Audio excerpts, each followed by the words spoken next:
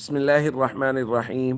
عن عائشة رضي الله تعالى عنها قالت قال رسول الله صلى الله تعالى عليه وسلم مروا أبا بكر فليصلي بالناس.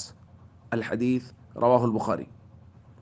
نبی کریم صلی اللہ علیہ وسلم نے ارشاد فرمایا، ابو بکر سے کہیے کہ وہ لوگوں کو نماز پڑھائے۔ دوستو، یہ الفاظ ایک بڑی روایت کا حصہ ہیں کہ نبی کریم صلی اللہ علیہ وسلم کی طبیعت جب زیادہ ناساز ہوئی تو حضور علیہ الصلاۃ والسلام نے فرمایا کہ اب مسجد میں جانے کے لیے مشکل ہو رہی ہے، اس لیے ابو بکر سے کہیے کہ وہ نماز پڑھا دے۔ نبی پاک صلی اللہ علیہ وسلم سے عرض کیا گیا، یا رسول اللہ ان ابا بکر رجل اسیف، یا رسول اللہ ابو بکر بڑے رقیق القلب آدمی ہیں، آپ کو مصلی پر نہ دیکھیں گے تو ان کا دل بھر آئے گا، تو کسی اور سے کہہ دیں کہ وہ نماز پڑھائیں۔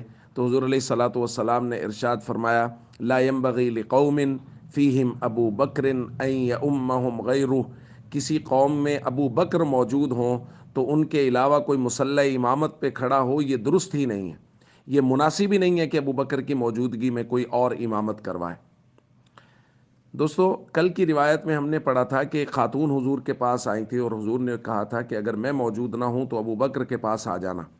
آج کی روایت میں معلوم ہو رہا ہے کہ عبادات میں سے جو سب سے افضل اور ضروری عبادت فرض نماز ہے، اس کی امامت نبی پاک صلی اللہ علیہ وسلم نے حضرت ابو بکر رضی اللہ تعالیٰ عنہ کے ذمے لگائی۔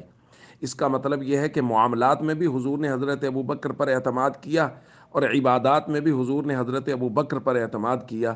اور 9 ہجری میں جب صحابہ اکرام کو حج کے لیے روانہ کیا تو امیر حضرت ابو بکر رضی اللہ تعالیٰ عنہ کو بنا کر بھیجا۔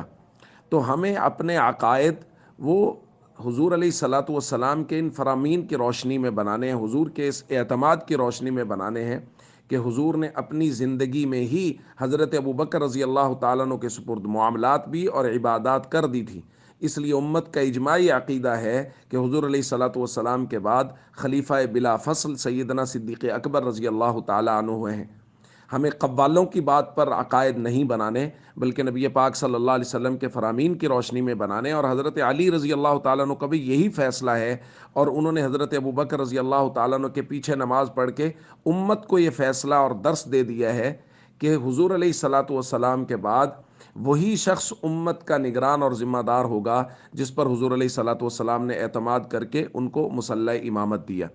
اس لیے ہم سب کو چاہیے اپنے بچوں کو سیدنا صدیق اکبر رضی اللہ تعالیٰ عنہ کے واقعات سنائیں اور ان کی عقیدت اور محبت بچپن سے ہی اپنے بچوں کے دلوں میں ڈالنے کی کوشش کریں۔ السلام علیکم ورحمۃ اللہ وبرکاتہ۔